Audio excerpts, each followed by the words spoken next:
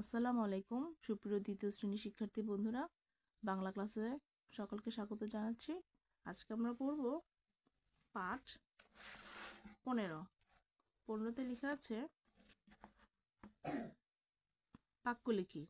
তো আজকে আমরা একটি ছোট শব্দ দিয়ে কিভাবে বাক্য গঠন করতে হয় সেটি জানব। তো দেখো এখানে পড়ি, প্রথমে আমরা এগুলো পড়ব। দাও, খাও, দিন, তিনটি শব্দ আছে। এই তিনটি শব্দ দিয়ে তিনটি বাক্য গঠন করে দেওয়া আছে। কেমন? চলো তাহলে পড়ি। দাও, মা ভাত দাও, মা ভাত দাও। দেখো দাও দিয়ে বাক্য তৈরি করতে বলা আছে এবং বাক্যর মধ্যে এই দাওটা আছে এবং একটি সম্পূর্ণ বাক্য এটি। খাও, বাবা দুধ খাও, বাবা দুধ খাও। দিন, আমাকে বইটি দিন। এখন দেখো লিখি, আবার কি দেওয়া আছে? দাও, খাও, দিন, এই তিনটি করে দেওয়া আছে এবং আবার এই তিনটি শব্দ দিয়ে দাও, খাও, দিন দিয়ে আবার তোমাকে নিজে নিজে বাক্য গঠন করতে হবে। তাহলে দেখো একটি করে দেওয়া আছে, দাও, আমাকে বই দাও। এখন তুমি খাওতে বাক্য তৈরি করবে নিজে নিজে। কি বাক্য তৈরি হতে পারে বলো তো? এখানে লেখা আছে বাবা দুধ খাও। তুমি বলতে পারো যে তুমি ভাত খাও। আমি লিখে দিচ্ছি, এখানে তোমরা খাতায় লিখবে যে তুমি ভাত খাও।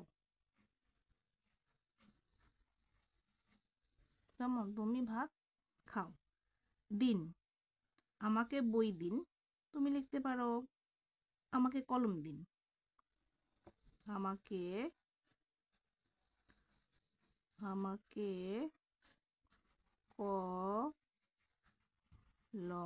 কলম দিন, আমাকে কলম দিন। ঠিক একইভাবে দেখো আবার লেখা আছে পড়ি, কি, কে, কখন, কি, কে, কখন। এই তিন শব্দ দিয়ে বাক্য তৈরি।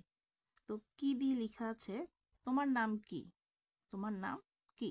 দেখো এখানে এটা প্রশ্নবোধক চিহ্ন আছে, প্রশ্ন করা হয়েছে তোমার নাম কি। কে দিয়ে, তিনি কে, কখন, কখন এসেছেন, কখন এসেছেন।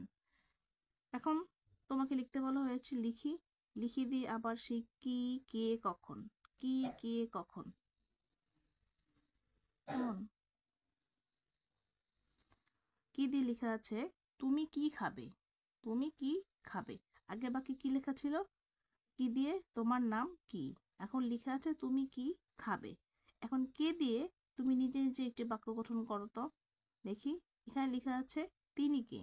তুমি লিখতে পারো সে কে, তুমি লিখতে পারো সে কে, সে কে। এই দিয়ে দিলাম প্রশ্নবোধক চিহ্ন। তারপর কখন, দেখো এখানে লিখা প্রথম রাতে লেখা ছিল কখন এসেছেন। তুমি লিখতে পারো কখন আসবেন, ক, খ, দন্তন, কখন আসবেন।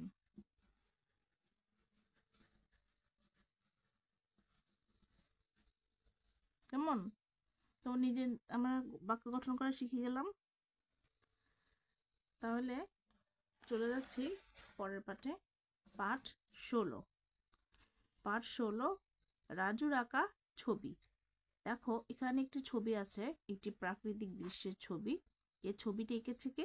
রাজু। রাজু একটি ছবি এঁকেছে। দেখি ছবিতে সে কি কি এঁকেছে। দেখো তো ছবিটা একটু মনোযোগ দিয়ে ভালো করে, ছবিতে সে কি কি এঁকেছে। আমিও দেখি, তোমরাও দেখো। আমি কি কি দেখতে পাচ্ছি বলবো? আচ্ছা দেখো আমি কি কি দেখতে পাচ্ছি। আমি দেখতে পাচ্ছি আকাশে পাখি উঠছে, তারপর আছে গাছপালা, আছে নৌকা, পালতোলা নৌকা, নদী, তারপর আবার মাঝি নৌকা চালাচ্ছে, আবার একটি নদীও আছে, নদীতে নৌকা চলছে, গরু ঘাস খাচ্ছে, ছাগল আছে, আবার হচ্ছে এখানে জেলে জেলে মাছ ধরছে, আবার সবুজ গাছপালাও রয়েছে। এখন এই যে আমরা বললাম আমরা কি কি দেখতে পাচ্ছি, এইগুলোই এখানে তুমি ছোট ছোট বাক্য আকারে এখানে লিখতে হবে। এই যে লিখেছে রাজুর আঁকা ছবি দেখে বাক্য লিখি। হ্যাঁ, এক নাম্বার লিখে দেওয়া আছে, এই যে পাখি উঠছে, পাখি উঠছে, এই দেখো ছবিতে আছে পাখি উঠছে। আর 2 নাম্বারটা কি লিখতে পারো বলো তো? 2 নাম্বারটা লিখতে পারো যে মাঝি নৌকা চালায়, মাঝি নৌকা চালায়। তোমরা খাতায় লিখতে পারো মাঝি নৌকা চালায়। কেমন? নৌকা চালায়। আর কি কি আছে দেখো তো? এই যে জেলে মাছ ধরে, জেলে মাছ ধরে, জেলে মাছ ধরে, জেলে মাছ ধরে। আর কি আছে দেখো তো? হ্যাঁ, নদী আছে, তাই না? তাহলে নদী আছে, তাহলে লিখি নদী বয়ে যায়, নদী বয়ে যায়। আরেকটি লিখতে পারি, কি লিখতে পারি বলো তো? এই যে দেখো গরু লিখতে পারি, গরু ঘাস খায়, গরু গরু ঘাস খায়। দেখো আমি 4টা লিখে ফেলেছি। তোমরা অন্যান্য আরো এখান থেকে দেখে দেখে লিখতে পারো, এবং যেটাই লিখবে সেটা যেন এই ছবি সম্পর্কিত হয়। এমন? তাহলে আমি লিখে ফেললাম মাঝি নৌকা চালায়, জেলে মাছ ধরে, নদী বয়ে যায়, গরু ঘাস খায়। এমন? তাহলে চলে যাচ্ছি পরের পাঠে। পরের পাঠে সুন্দর একটি গল্প আছে। কেমন? পরের পাঠে সুন্দর একটি গল্প আছে। এটা হচ্ছে পাঠ 17 শহর ও গ্রাম। শহর ও গ্রাম। কেমন? দেখো এখানে একটা শহরের ছবি আছে। শহরের ছবি দেখলেই বোঝা যায় কি কি আছে বলো তো? অনেক অনেক গাড়ি, হ্যাঁ, অনেক অনেক বড় বড় উঁচু উঁচু দালান কোঠা, তাই না?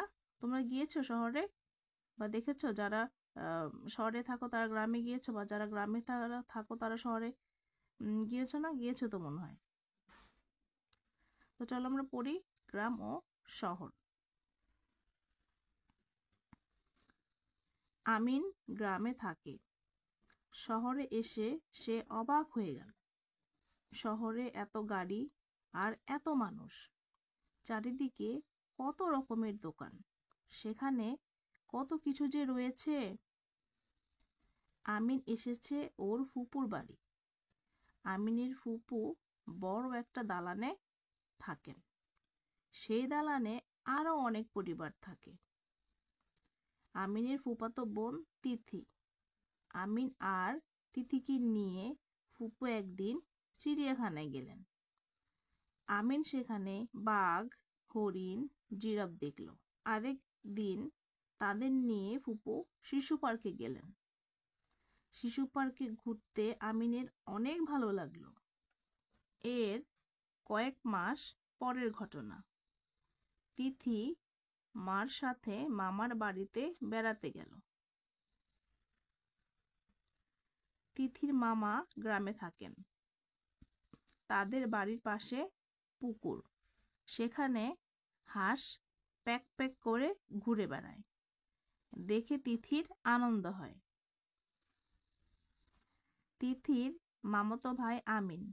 আমিন তিথিকে নিয়ে কুমোর পাড়ায় যায়। কুমোর মাটি দিয়ে হাঁড়ি পুতুল বানায়। তিথি মাটি দিয়ে হাঁড়ি বানানোর চেষ্টা করে। গ্রামে কত গাছ, গাছে গাছে কত পাখি, রাস্তার দুপাশে ফসলের ক্ষেত, সেখানে চাষি চাষ করে। গ্রামের পরিবেশ তিথির দারুণ ভালো লাগে। আমিনদের গ্রাম একরকম, তিথিদের শহর আরেক রকম,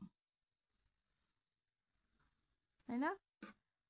তাহলে দেখো এখানে শহর আর গ্রামের কিছু কথা বলা হয়েছে। শহরে কি কি আছে বলো তো?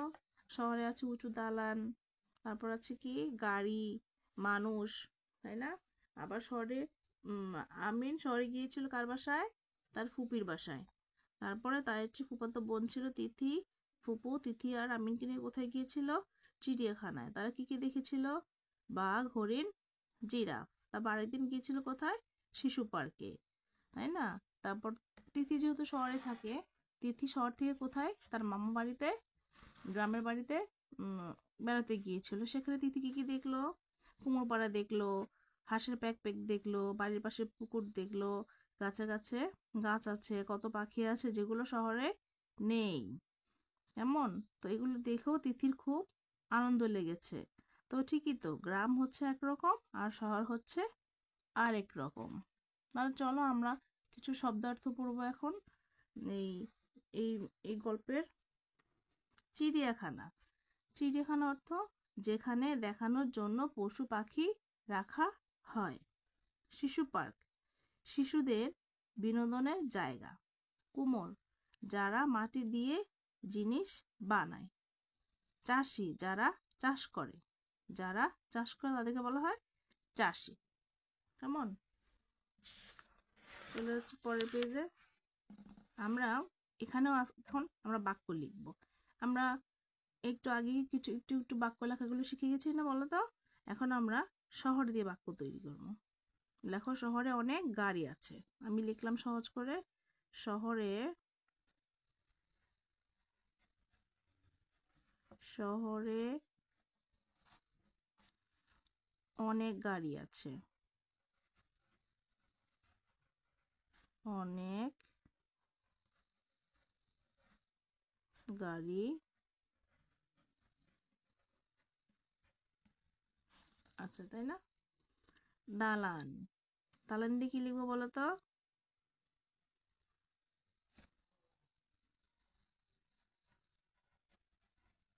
শহরে বড় বড় দালান আছে।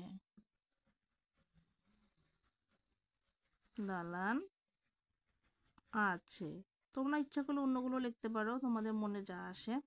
পুকুর, কি হবে বলো তো? লিখি পুকুরে মাছ আছে। পুকুরে বা হাঁস আছে, হাঁস আছে, এটাও লিখতে পারো। আমি লিখছি পুকুরে মাছ আছে। কেমন? পুকুরে মাছ আছে। মাটি, মাটি দিয়ে তোমাদের বই লেখা আছে, বলো। কুমোর মাটি দিয়ে কি বানায় বলো তো? কুমোর মাটি দিয়ে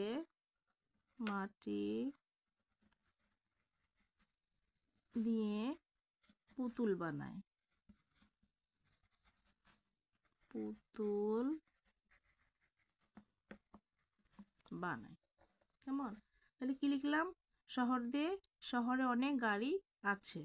দালান দিয়ে, শহরে বড় বড় দালান আছে। পুকুরে মাছ আছে। মাটি, কুমোর মাটি দিয়ে পুতুল বানায়। তাহলে নিচের শব্দ দিয়ে খালি জায়গা পূরণ করি। নিচের শব্দ বলতে এই যে প্যাক প্যাক, গ্রাম, পুকুর, মাস, আনন্দ, সাথে। দেখো প্রত্যেকটা শব্দের মাঝখানে মাঝখানে কমা দিয়েছে। কেমন? এই কমা দেওয়ার কারণে একটা শব্দ আরেকটা শব্দ থেকে আলাদা হয়েছে। প্যাক প্যাক, গ্রাম, পুকুর, মাস, আনন্দ, সাথে। আচ্ছা, এখানে একটি শূন্যস্থান আছে। কেমন? এই শূন্যস্থানটা এই গল্পের ভিতর থেকে দিয়েছে। তোমরা একটু বুঝে বুঝে এই শব্দগুলো কোথায় কোনটা হবে এটা আমরা পড়বো। তোমরা এই শূন্যস্থানটা খাতায় লিখে নিবে। কেমন? খাতায় লিখে শূন্যস্থানগুলো পূরণ করবে। দেখো, এর কয়েক ড্যাশ পরের ঘটনা। কি হবে? কয়েক কয়েক কয়েক এখানে কি হবে? মাস। কয়েক মাস, কয়েক মাস পরের ঘটনা। তিথি মার মার ড্যাশ মামার বাড়িতে গেল। তিথি মার কি হবে? সাথে। তিথি মার সয়কাশা থয়কার থে, মার সাথে মামার বাড়িতে বেড়াতে গেল। তিথির মামা ড্যাশ থাকেন। কোথায় থাকেন? তিথির মামা থাকেন কোথায়? গ্রামে। তিথির মামা গ্রামে থাকেন। তাদের বাড়ির পাশে কি ছিল? এই যে পুকুর ছিল, তাই না? পরশুকার কুর ও পুকুর।